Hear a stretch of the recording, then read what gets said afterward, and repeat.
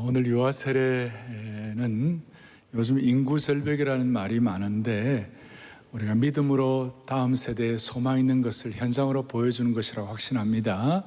생육하고 번성하라는 하나님의 창조론적인 사명에 그게 응답하는 것입니다. 창조론적 응전이다. 좀 어려운 말로 그런 얘기하는데 아무쪼록 한국교회가 다음 세대 믿음으로 잘 개성해가지고 세계 선교를 마무리하는데 멋지게 쓰임받기를 소망합니다. 소망하고요. 어떻게 보면 아이 하나 제대로 키우는 것이 대통령 되는 것보다 낫다 하는 그런 마음으로 우리 믿음의 세대가 개성되어야 하리라고 봅니다.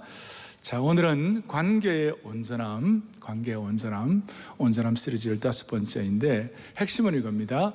하나님과의 관계가 바로 되어야 이웃과의 관계, 심지어 자연과의 관계도 바로 된다, 이런 뜻이에요.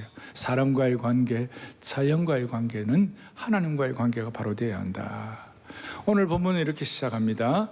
35절에 36절 두 군데 보면 율법 중에서 어느 계명이 크니까 라고 율법사, 소위 바리새인 율법교사 이 와가지고 예수님께 율법 중에서 어느 계명이 제일 크냐 이렇게 물었을 때에 주님이 뭐라고 말씀하시는가? 37절부터 38절에 쭉 보면 내 마음을 다하고 목숨을 다하고 뜻을 다하여 주 너의 하나님을 뭐하라고요? 사랑하라. 하나님 사랑하라. 이것이 크고 첫 번째 되는 계명이요. 그 다음 39절에 보니까 둘째도 그와 같으니 이웃을 내 자신같이 사랑하라. 이웃사랑. 그래서 40절에 보니까 이 두 계명이 하나님 사랑과 이웃사랑 이 두 가지가 온 율법과 선지자의 강령이니라. 구약 성경 전체의 토대, 핵심, 골격, 요약을 말한다면 하나님 사랑과 이웃사랑 두 가지로 요약된다 이 뜻이에요. 그런데 이걸 오늘 23절부터 배경이 시작되는데 23절은 뭐가 나오냐면 사두개인들이 나와요. 그 사두개인들은 23절에 부활이 없다. 사두개인들은 성경학자예요. 바이블 스칼라들이에요. 그런데 부활이 없다. 워낙 똑똑하니까 자기들이 넣어놓은 어떤 인간의 지성과 이성의 한계 내에서만 성경을 믿는 거예요. 그러니까 성경을 편식하는 거예요. 자기 스타일로. 그리고 오늘 또 이 말씀을 물었던 율법사, 바리새인들은 부활도 믿고 다 믿었어요. 다 믿은 문제는 뭐냐면 그 믿는 그 지식이 생명의 지식으로 내려가지를 않는 거예요. 그 머리에서 끓는 가슴으로 가지 않는 거예요. 그러니까 요즘 말하면 교회만 나오는 10년, 20년, 50년, 70년 나오는 종교인이에요. 종교인. 교인에도 신앙생활 오래 하다 보면 성경 지식에 충만한 사람, 사두개인처럼 성경을 본인의 어떤 입맛에 맞게 이렇게 편식하는 거예요. 그리고 바리새인들은 부활 다 믿지만, 율법사들은 다 믿지만 그게 생명 지식이 돼가지고 자기의 삶의 어떤 뿌리를 변화시키고 새로워지는 이것은 없는 거예요. 그래서 주님께서 오늘 아주 그냥 강력하게 율법과 선지자의 대강령이 뭐냐? 하나님 사랑과 이웃 사랑. 그리고 하나님 사랑이 제대로 되지 않는 사랑은 이웃 사랑도 아니다. 하나님 사랑과 이웃 사랑은 다 연계가 된다. 자, 그렇게 오늘 전체적으로 제가 말씀을 드렸고, 오늘 유아 세례니까 제가 이렇게 요약해서 말씀을 드렸는데, 첫 번째로 우리가 생각할 것은 이거예요. 오늘 이 내 이웃을 내 자신같이 사랑하라는 이 말씀은 파격적인 주님의 명령이에요. 이것이 우리의 관계의 온전함에 대해서 아주 중요하게 우리가 확인해야 할 것이 있어요. 그것이 뭐냐면 내 이웃을 내 자신같이 사랑하라는 이 파격적인 명령은 어떤 뜻인가 하면요, 인간의 죄의 뿌리를 잘라버리라, 그런 뜻이에요. 내 이웃을 내 몸같이 사랑하는 건 단순히 무슨 윤리 이게 아니고 본래 이 인간의 죄의 뿌리가 있는데 이 죄의 뿌리를 잘라버리는 것이다. 무슨 뜻이냐면 죄의 뿌리가 뭐예요?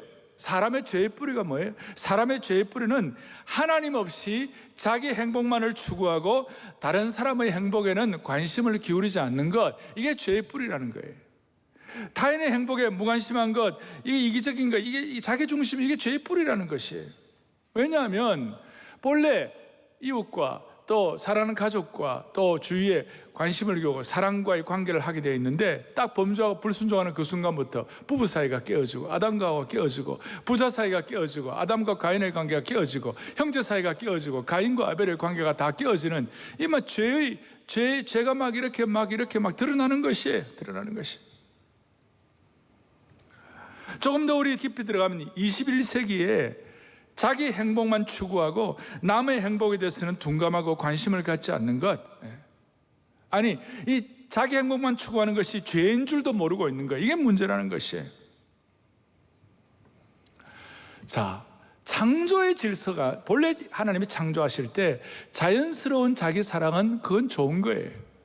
여러분, 추우면 따뜻하게 하고 싶고, 더우면 시원하게 하고 싶고, 또 먹고 싶은 거 먹고 싶고, 입고 싶은 거 입는 것, 이런 것들은 자연스러운 자기 사랑이에요. 삶의 여유와 보람을 갖고 싶은 거, 누구나 다 그렇게 하고 싶어 하는 거, 그건 자연스러운 거예요.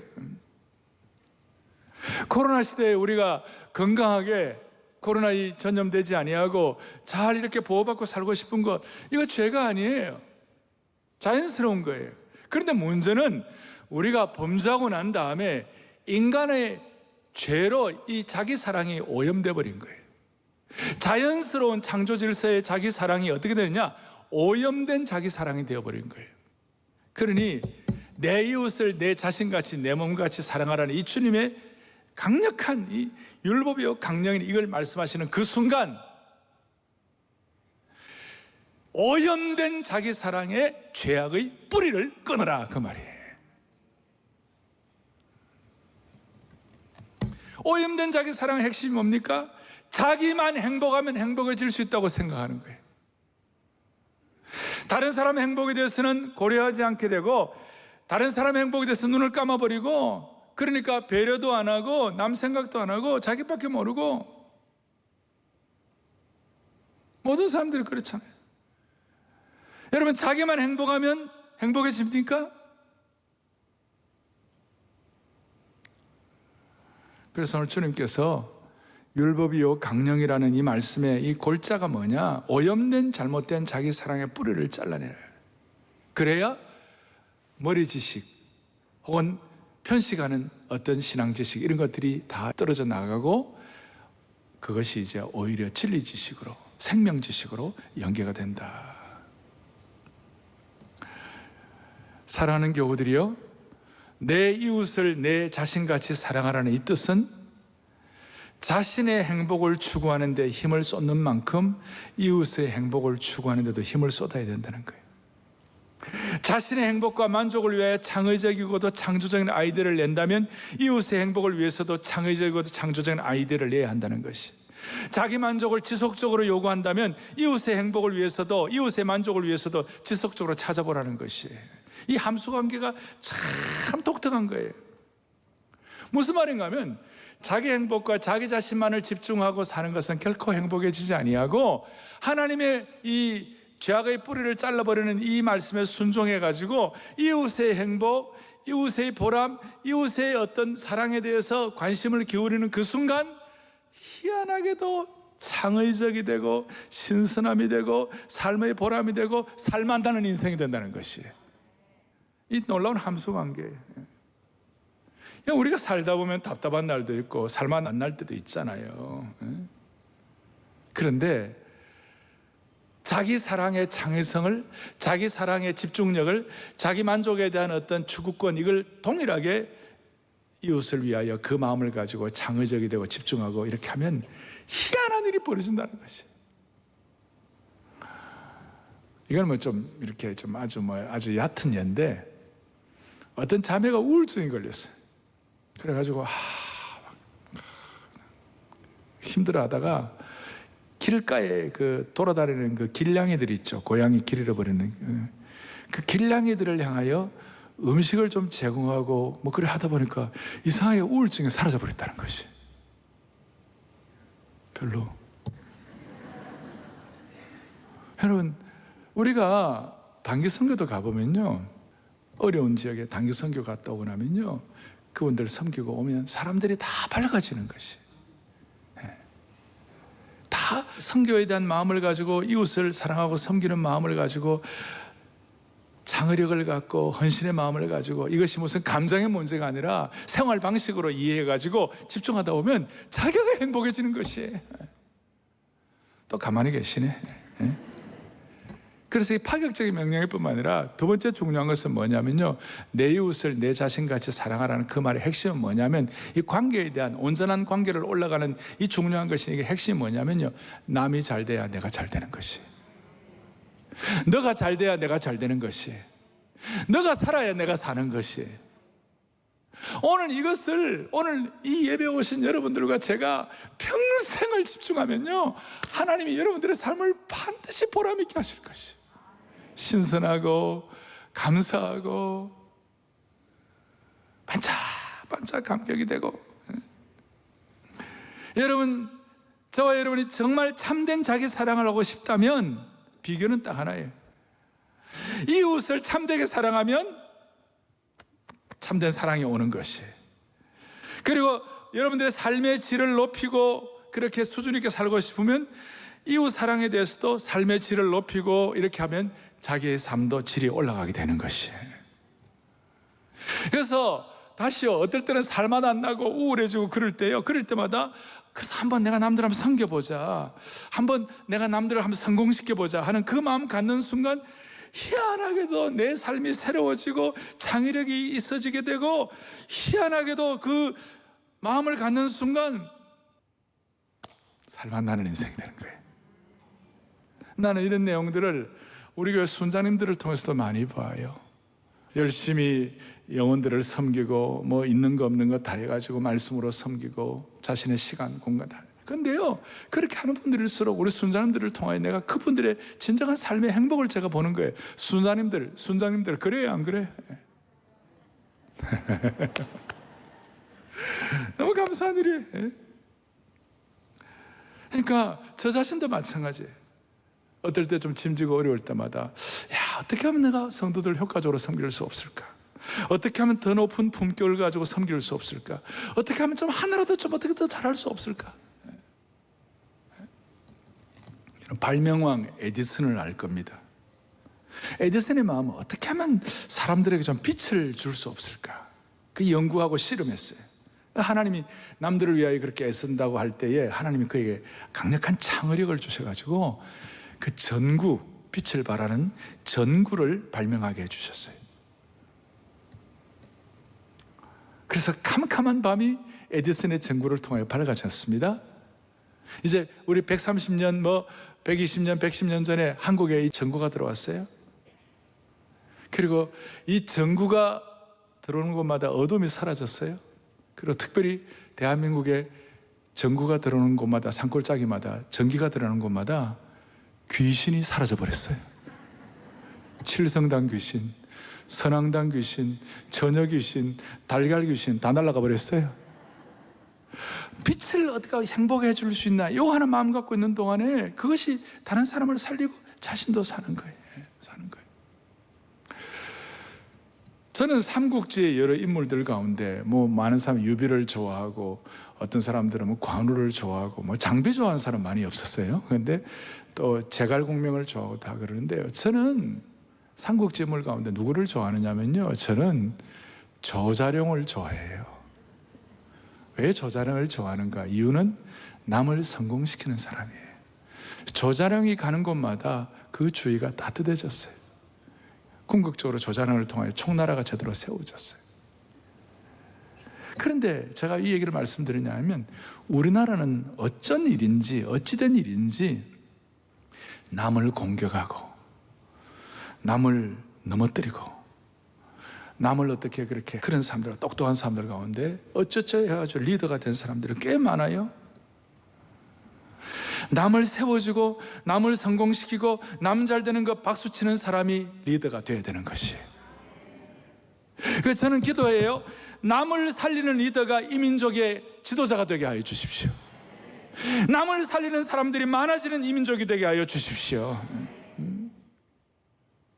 좀 이 코로나 어려운 시대에 남 잘 돼야 내가 잘 된다 생각하셔야 돼요. 남이 잘 돼야 우리가 잘 되는 거예요. 남을 배려해야 우리도 배려받는 것이에요. 이민족의 품격 올라가야 되는 것이에요. 대표적인 예가 우리 예수님이십니다. 예수님처럼 남을 세워주는 분이 어디에 있습니까?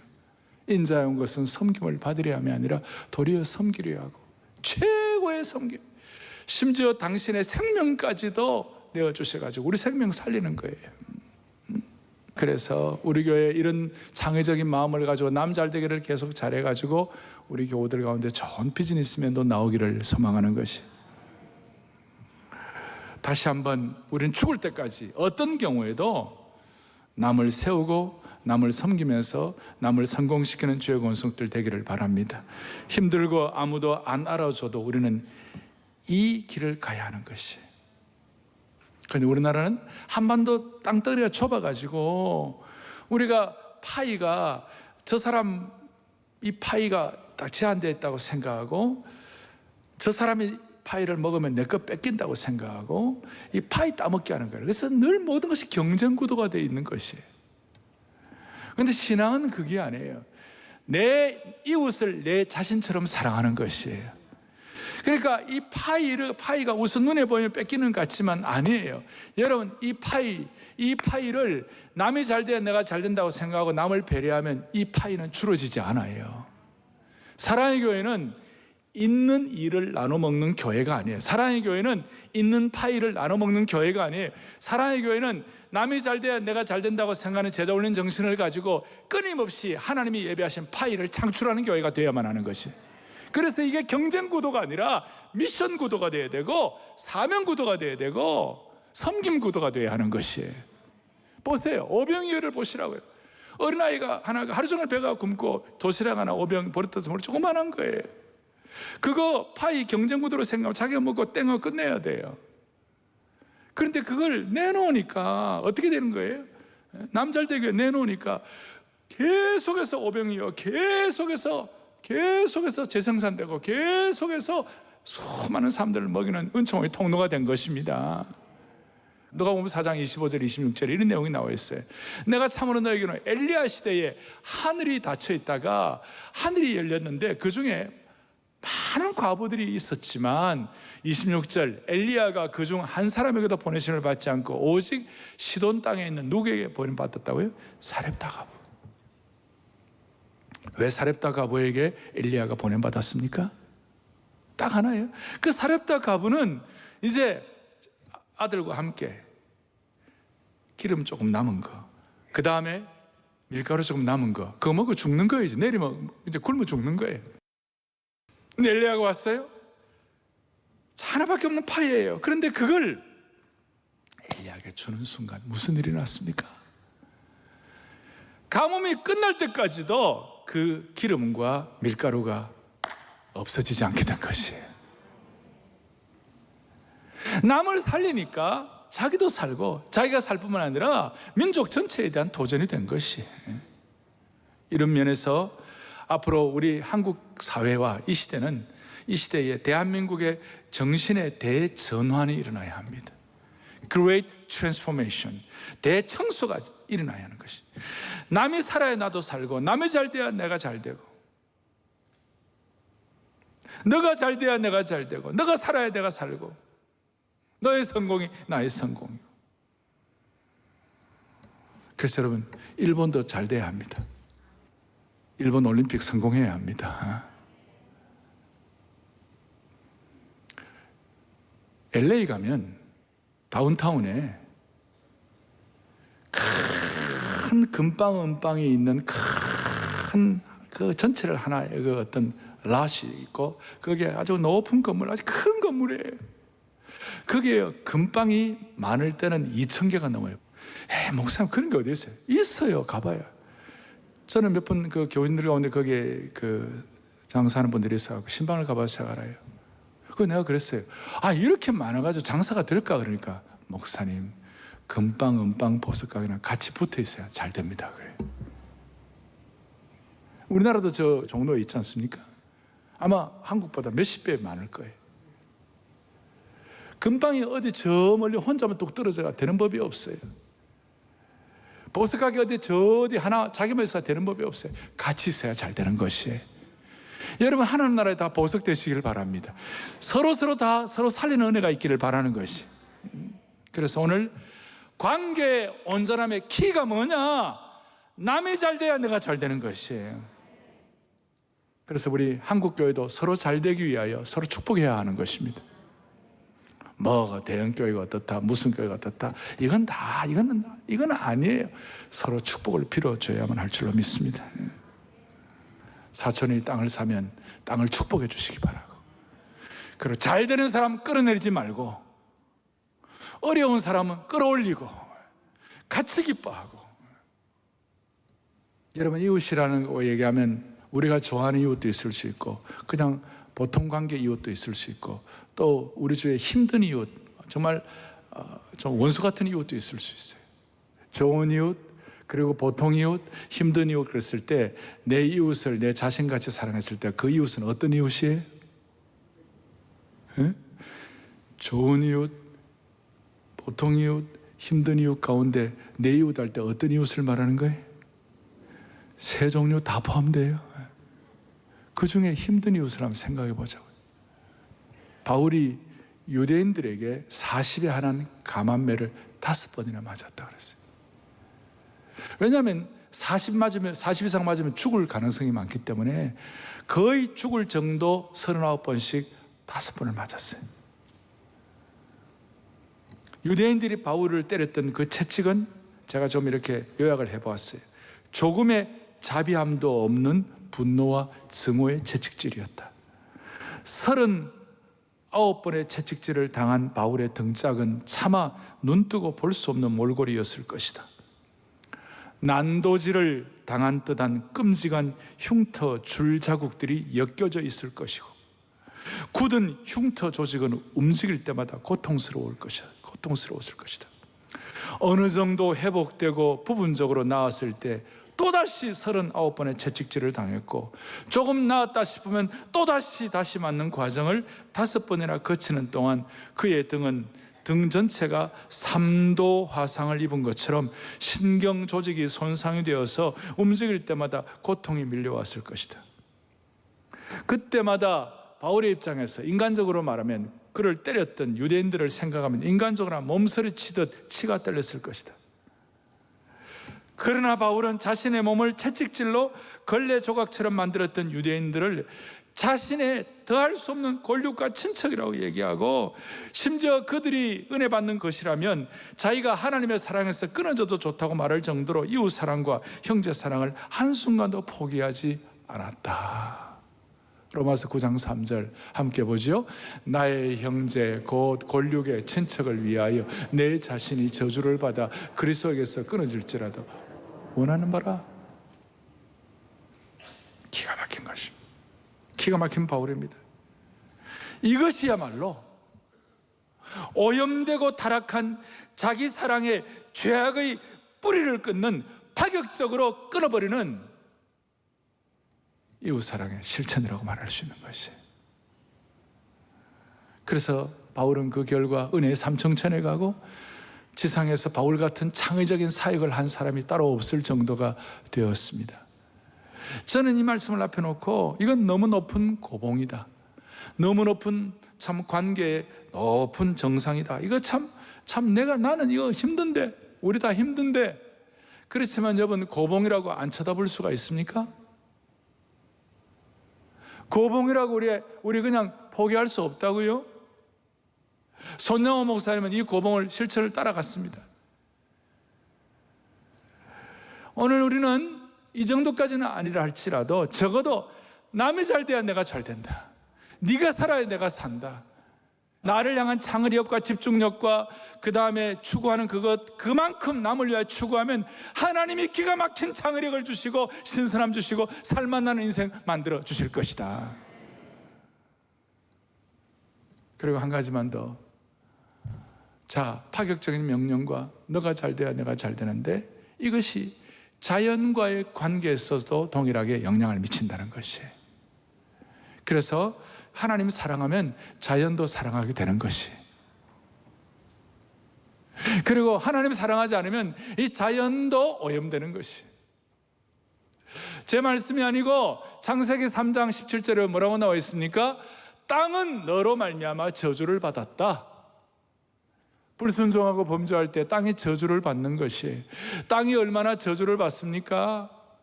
예레미야에 보니까 이렇게 나와 있습니다. 예레미야 12장에 보니까 언제까지 이 땅이 슬퍼하며 온 지방의 채소가 마르리이까 짐승과 새들도 멸절하게 되었사오니 이는 이 땅의 주민들이 악하기 때문에.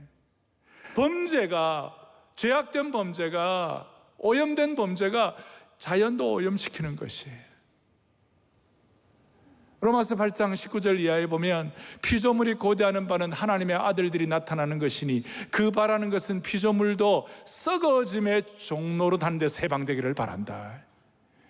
하나님의 자녀들의 영광의 자유에 이르는 것이라. 무슨 뜻입니까? 골로새서 1장에 보면요, 골로새서 1장 20절에 보니까 그의 십자가의 피로 화평을 이루사 만물고 땅에 있는 것들이나 하늘에 있는 것들이 그로 말미암아 자기와 화목하게 되기를 기뻐하심이라. 만물이 하나님의 사랑 안에서 화목하게 되는 역사가 일어나는 것이에요. 죄의 문제가 해결되기 시작하고 순종의 역사로 나타나기 시작하면 자연도 하나님과 화목하게 되는 것이에요. 그래서 여러분, 예수 잘 믿는 지역에 가면요, 그것이 환경이 그렇게 좋아요. 예수 잘 믿는 정신으로 자연을 가꾸면요, 그 자연이 그렇게 아름다워요. 전 세계에 가보면요, 예수 잘 믿는 지역과 그렇지 않는 지역이 경계선 하나 차이로 하나는 너무나 아름다운 자연으로 이렇게 잘 정비가 되어 있고 하나는 엉망진창. 그 복음이 없으니까요, 진짜 여러분, 지저블라이제이션, 말로 다 할 수가 없어요.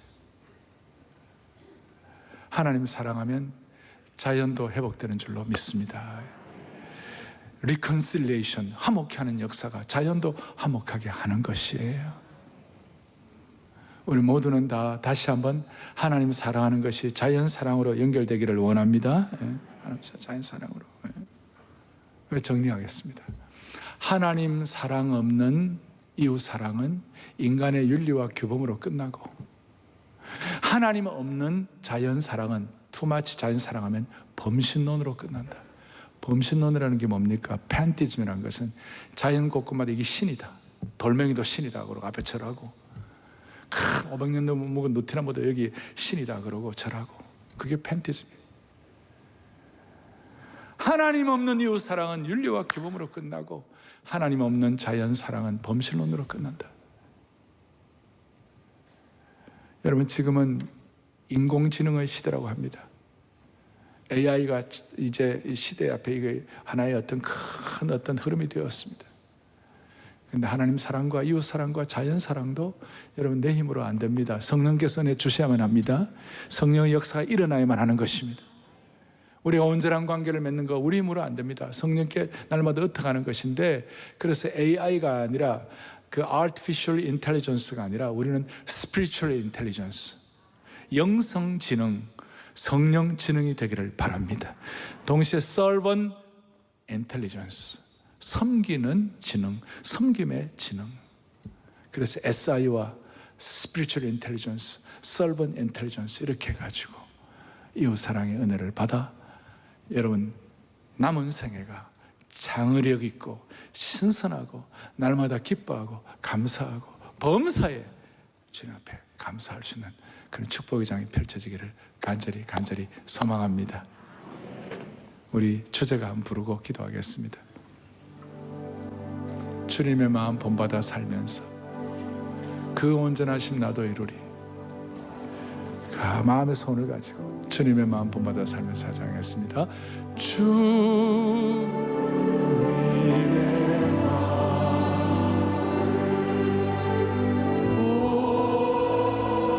본받아 살, 그 온전하심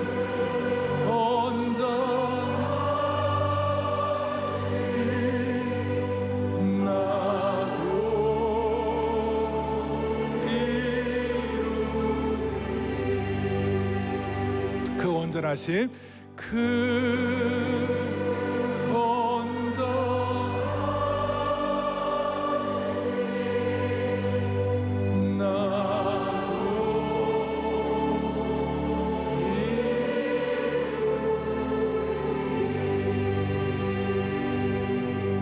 파격적인 명령을 순종하여 복음을 회복하면 자연도 회복된다고 말씀드렸습니다.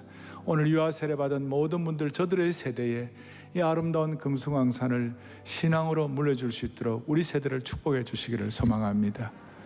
가슴에 손을 얹겠습니다. 하나님, 오늘 너무 중요한 말씀 들었습니다. 이웃이 잘 돼야, 너가 잘 돼야 내가 잘 된다는 이 신앙의 원칙 가지고 모두가 다 영적으로 성공하게 하여 주시옵시고, 오늘 이 말씀이 우리의 삶의 온전함의 대헌장 되게 하여 주옵소서. 이웃 사랑하는 마음으로 민족 축복하고 공동체 축복하고 다음 세대 축복하여 한국 교회 이민족이 소망이 있도록 은혜를 베풀어 주옵소서. 남을 살리는 자가 이민족의 지도자가 되게 하여 주시기를 원하옵고, 우리 주 예수 그리스도를 받들어 간절히 기도 올리옵나이다. 아멘.